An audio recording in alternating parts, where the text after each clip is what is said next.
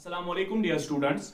आज का हमारा जो टॉपिक है it is pyloric stenosis. Before coming to the main topic I just want to show you where this pylorus region actually lies in our GI system. If we will look at this diagram here, this is the esophagus, and at the lower part of the esophagus we have lower esophageal sphincter which prevents the backflow of, or we will say that it prevents the regurgitation of gastric contents towards the esophagus. Then there is the cardiac portion of stomach, there is the fundus portion of stomach, then there is main body, and the red colored part is the antrum part of stomach, and the green colored part is the pylorus part of the stomach. Then we have the pyloric sphincter, ठीक है, which allows passage of food from the stomach towards the first part of small intestine, that is the duodenum actually. So as the name indicates, it is pyloric stenosis. Stenosis means it is narrowing of something. As it is pyloric stenosis, that means it will be the narrowing of this pyloric region. So we can say that यहाँ पे जो ये pylorus region होता है या pyloric region होता है, या इसका lumen जो है because of some condition ये narrow होता होगा, इसकी stenosis होती होगी. And अगर हम इस डेफिनेशन की तरफ भी देखेंगे पाइलोरिक स्टीनोसिस, और इसका दूसरा नाम है pylorostenosis. It is actually narrowing of the opening from stomach to the first part of small intestine, which is duodenum. Actually this region, pyloric region, it connects the stomach with the small intestine. That means first part of small intestine, that is duodenum. It is narrowing of this opening. इसी pyloric reason की narrowing हो जाती है because of some condition जो हम आगे जाके पढ़ेंगे, जिसकी वजह से ये स्टीनोसिस यहां पे हो जाता है. एंड इसी पाइलोरस के थ्रू यहां से जो गैस्ट्रिक कंटेंट्स होते हैं they move towards our small intestine, that is the first part of small intestine into the duodenum. Now coming to etiology, अगर हम देखेंगे ये जो पाइलोरिक स्टीनोसिस है ये ज्यादातर बच्चों में होता है. एंड बच्चों में ये क्यों होता है, we don't know the cause of that कि ये बच्चों में क्यों होता है, but there are some risk factors जिनकी वजह से रिस्क बढ़ जाता है कि एक बच्चे को पाइलोरिक स्टीनोसिस हो सकता है. What are those risk? It is more often in first born males. जो पहला मेल बेबी होगा उनमें रिस्क ज्यादा है कि उनमें पाइलोरिक स्टीनोसिस हो, but we don't know why, we don't know the exact cause. ठीक है. Next is preterm birth. अगर बच्चा टर्म होने से पहले ही पैदा हो गया, ठीक है, दैट मींस उसने 37 to 40 वीक्स कंप्लीट नहीं किए, बिफोर 37 वीक्स वो पैदा हो गया, तो उसमें भी हम पाइलोरिक स्टीनोसिस देख सकते हैं. चांसेस है कि इसको, रिस्क है कि इसको ये पाइलोरिक स्टीनोसिस होगा. Next is bottle feeding. If a mother is feeding her baby not on the breast milk but on the bottle feed, तो उसमें भी chances है कि pyloric stenosis हो सकता है. If a mother is smoking during pregnancy, उसमें risk बढ़ जाते हैं, उसके बेबी में पाइलोरिक स्टीनोसिस होगा. अर्ली एंटीबायोटिक यूज, अगर हम किसी बच्चे में स्टार्टिंग से ही हम उसको एंटीबायोटिक्स पे रख रहे हैं तो he is more prone towards this pyloric stenosis. बहुत ज्यादा रिस्क है कि इसको आगे जाके पाइलोरिक स्टीनोसिस हो सकता है. एंड फैमिली हिस्ट्री, अगर किसी को फैमिली हिस्ट्री में ही मतलब उसके सारे बेबीज को पाइलोरिक स्टीनोसिस होता होगा तो देयर आर हाई रिस्क कि इसके नेक्स्ट बेबी को भी पाइलोरिक स्टीनोसिस होगा. नेक्स्ट इज लाइक, ये तो हमने बच्चों की बात कर ली. अब अडल्ट्स में भी पाइलोरिक स्टीनोसिस होता है. And the most common cause of pyloric stenosis in the adults is, it is actually chronic peptic ulcer disease. In my previous lectures I have explained what is peptic ulcer. ठीक है, तो उसमें हमने देखा था कि जीआई सिस्टम में किसी भी पोर्शन में वहां पे अल्सर्स बनते हैं. ठीक है, वहां पे लाइक डैमेज हो जाता है टिश्यू का, वो आप देख सकते हैं प्रीवियस लेक्चर्स में. तो अगर क्रोनिक पेप्टिक अल्सर डिजीज किस रीजन में होगा, दिस पाइलोरस रीजन में. ठीक है, क्रोनिक पेप्टिक अल्सर, ठीक है, दैट मींस बहुत लंबे टाइम तक उसमें अल्सरेशन हो रही है. That means there will be damage, there will be severe damage to the tissue of the pylorus region. Ultimately there will be scarring of that pylorus region. जब वहां पे स्कारिंग हो जाएगी तो obviously there will be narrowing of the pylorus region. ठीक है, उसकी narrowing हो जाएगी तो दैट में result in the pyloric stenosis in adults.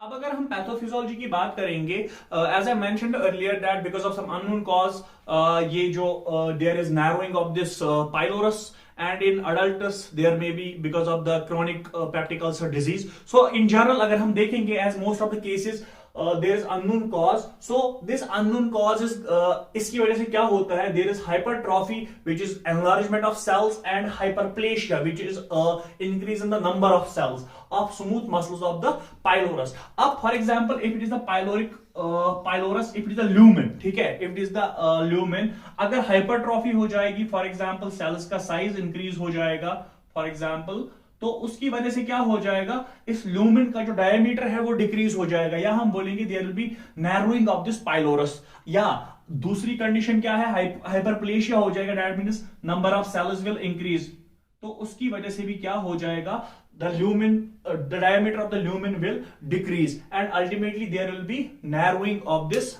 pylorus region. So दोनों की वजह से क्या होगा, अगर there is narrowing of the pylorus, as I have mentioned earlier that from the stomach, actually stomach से जो food निकलता है, जो gastric contents निकलते हैं, they have to pass through this pylorus region to go into the small intestines. Now there is narrowing of the pylorus region, that means this narrowing will put some obstruction towards those gastric contents which are coming from the stomach, which are coming from the main body of the stomach towards the small intestine. That means there will be some obstruction. Same thing happens that this narrowed pylorus will be obstructing the stomach contents passage through narrowed pylorus. अब क्योंकि narrowing है आगे, तो gastric contents आगे नहीं जा पाएंगे. What will happen? जब वहां से खाना we will be filling our stomach continuously, yeah, we will be filling stomach, but these gastric contents are unable to pass through the pylorus region because of the obstruction, because of the narrowing of the pylorus region. This will put a lot of pressure on the stomach. Ultimately what will happen, that a lot of pressure will cause regurgitation of food from stomach towards the esophagus, ठीक है. तो लेकिन it will be a forceful regurgitation because जब हमारे stomach में gastric contents present होंगे, वो आगे नहीं जा पा रहे होंगे, a vigorous peristalsis will occur. Stomach में vigorous peristalsis, there will be vigorous peristalsis so that this food will pass through the pylorus, but ultimately there is a narrowed path for the gastric contents, so it will backflow towards the esophagus. There will be regurgitation of food and it will be characterized by, as I mentioned, that it will be a forceful, there will be pressure on the stomach and it will be a vigorous peristalsis. So because of that it will be a projectile vomiting, कि हम बहुत दूर जब हम vomit करेंगे, it will go far, there will be a projectile motion like that. This vomiting will be forming the projectile and it will be non-bilous. That means there will be absence of bile in this vomiting, because usually क्या हो जाता है कि when gastric contents from the stomach they go into the small intestines, अगर उनमें थोड़ा सा भी fat present है, then bile is secreted. As these gastric contents are unable to go towards the small intestine, so there will be no presence of bile in these gastric contents. So जो vomit होगा it will be non-bilous, that means without the presence of bile. अब क्या हो जाएगा, as the gastric contents जो बाहर आ रहे हैं, ठीक है, persistent vomiting होगी, उससे क्या हो जाएगा, उससे जो स्टोमक की एसिडिटी है, जो हाइड्रोक्लोरिक एसिड था स्टोमक में, वो भी बाहर आ जाएगा, ठीक है. That means there will be absence of, हम बोलेंगे decrease in the amount of stomach acid, and उस कंडीशन को हम क्या बोलते हैं, अगर स्टोमक एसिड की लेवल डिक्रीज हो जाएगी, उसको हम बोलते हैं हाइपोक्लोरोहाइड्रिया.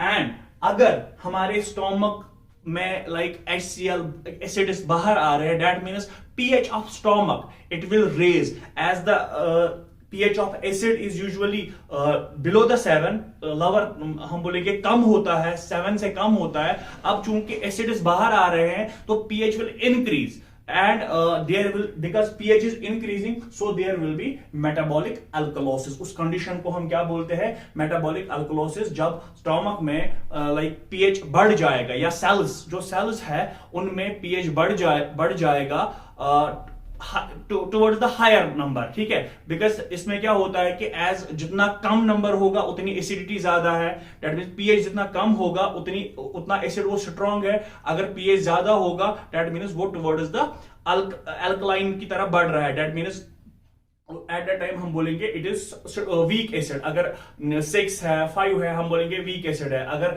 1 2 3 है तो हम बोलेंगे स्ट्रॉन्ग एसिड है.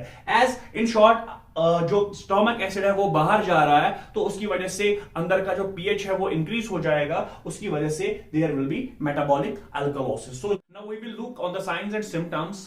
सो the first and most important symptom is it is actually this non-bilious projectile vomiting after feeding, which we discussed earlier, because pressure ज़्यादा बढ़ जाता है and vigorous peristalsis होते हैं वहाँ पे, because food cannot pass through the narrowed pylorus. So there will be projectile vomiting which will be non-bilious, which I have discussed it.